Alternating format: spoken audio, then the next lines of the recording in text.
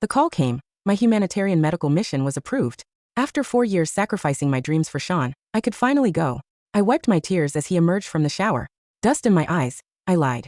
He barely glanced at me, too busy rushing out. A receipt fell from his pocket. Evelyn's favorite couples-only restaurant. He crumpled it. Work dinner. His phone rang. Evelyn.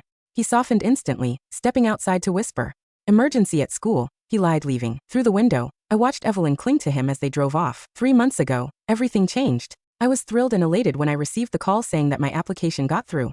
Rest assured, I'll definitely show up and report for duty on the 3rd of next month. After ending the call, I placed my hand over the necklace I wore around my neck. My eyes felt hot. The necklace was a memento from my late parents. Both of my parents were doctors that served in a non-governmental organization to provide medical humanitarian assistance. My dream was to be like them and join the same field. However, when I married Sean Chandler 4 years ago, I decided to put my dreams and passion aside since Sean felt that the job would be too dangerous. It was finally time for me to realize my dreams, since there was nothing holding me back now that I wiped my tears off. Just as I turned my head, I spotted Sean, who had just come out of the bathroom. He was drying his wet hair with a towel. He frowned slightly when he noticed how the corners of my eyes were red. Were you crying? I shook my head. Some dust fell into my eyes. He responded curtly. Sean did not even bother to point out how flimsy my excuse was. Perhaps it was because he was in a hurry to leave, so he could not even be bothered. Sean changed his clothes, and something slipped out of his pocket.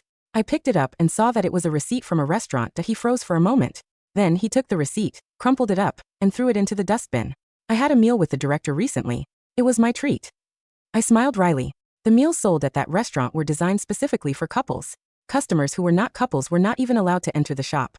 The college director Sean was referring to was a middle-aged man in his 50s. He could not even be bothered to come up with a more convincing lie. It seemed like he truly did not care anymore. Sean was about to elaborate and explain when he did not get any response from me. Yet his phone rang. I saw the name, Evelyn, on the screen out of the corners of my eyes. Sean moved out of my hearing range by going out to the balcony and closing the sliding floor-to-ceiling window. The icy expression he always had on his face when talking to me was replaced with a soft smile. He ended the call shortly afterward. With a small frown on his forehead, he announced that he needed to drop by school because of an urgent matter.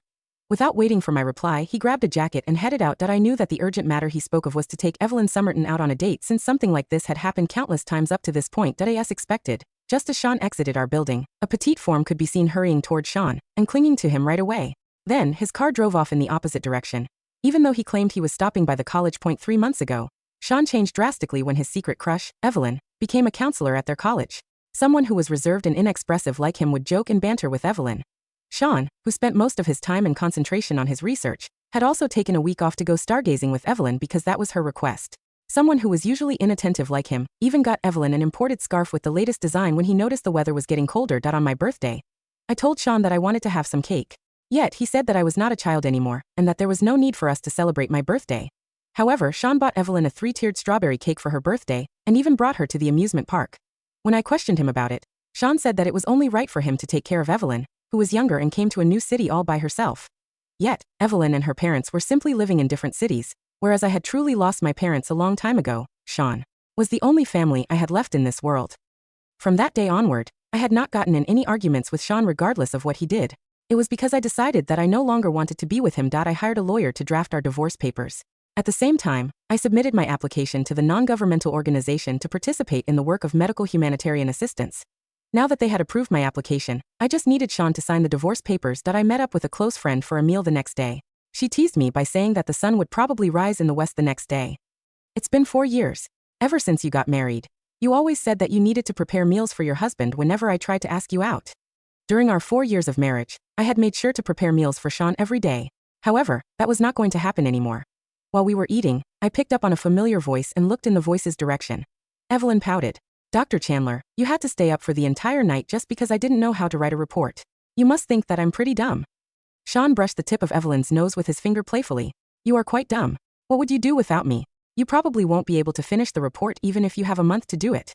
I'm so dumb and clumsy. The soup's really hot. What do I do with you? Sean smiled with a look of resignation.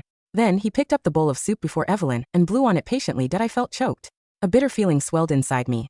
There was once when I had some hot soup and scalded my tongue. However, Sean merely said that I was overreacting. He looked at me with disdain back then. No one's trying to take the soup away from you. Why are you acting like it's your first time having it? It turned out it was not about the person overreacting to being scalded with hot soup.